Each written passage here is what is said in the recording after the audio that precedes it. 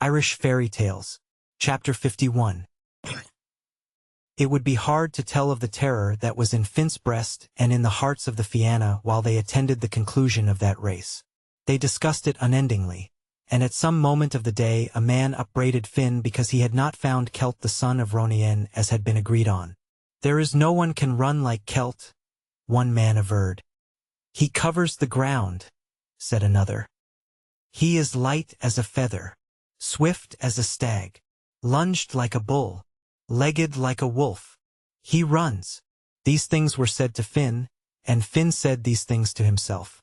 With every passing minute a drop of lead thumped down into every heart, and a pang of despair stabbed up to every brain. "Go," said Finn to a hawk-eyed man. "Go to the top of this hill and watch for the coming of the racers."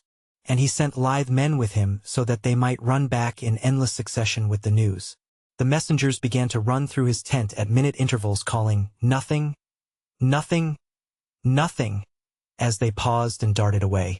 And the words, "Nothing, nothing, nothing," began to drowse into the brains of every person present. "What can we hope from that Carl?" a champion demanded savagely. "Nothing," cried a messenger who stood and sped. "A clump," cried a champion. "A hog," said another. "A flat-footed, little wounded, big-bellied, lazy-boned, pork." "Did you think, Finn, that a whale could swim on land? Or what did you imagine that lump could do?" "Nothing," cried a messenger, and was sped as he spoke.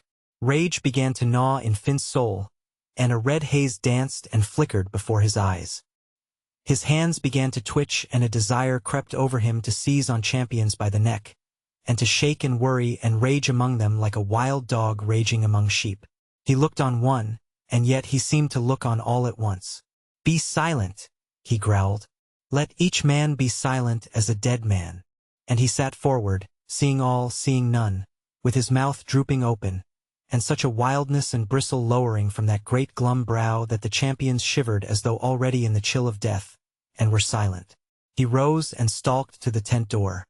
"Where to, O Finn?" said a champion humbly. "To the hilltop," said Finn, and he stalked on. They followed him, whispering among themselves, keeping their eyes on the ground as they climbed.